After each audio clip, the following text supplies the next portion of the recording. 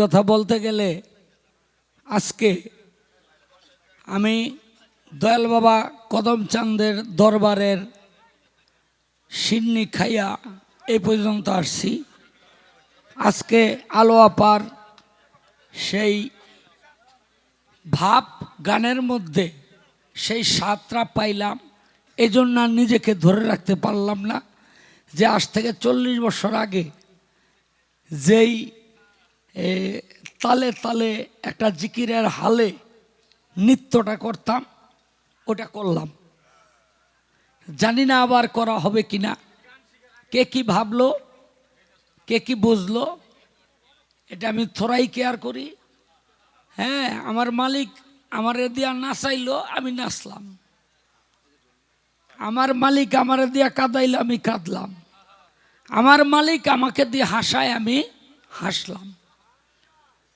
সব মালিকের ইচ্ছা। তবে একটা কথা বলি,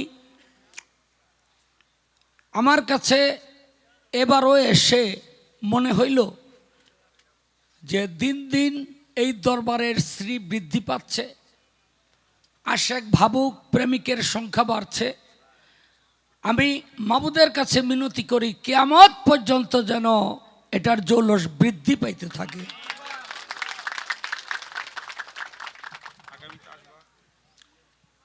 বেঁচে থাকলে তো আসবো। আমার আবুল ভাই বললেন আগামীতে আসবা। যদি আসার ইচ্ছাই না থাকতো 11টা ঘন্টা সুনামগঞ্জ গান গাইয়া 4 ঘন্টা খালি ওহন্দাই ঘুরছি, বুঝলেন। ওই ড্রাইভার রাস্তা হারায় ফেলাইছে।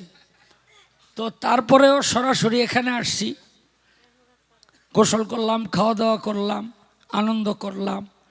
এটা তো কি বলবো, একটা ঈদের আনন্দ, একটা ঈদের আনন্দ। এই আনন্দ তো ঈদের মধ্যেও পাই না। ঈদের আনন্দ মানে এই আনন্দ ঈদের মধ্যেও পাওয়া যায় না।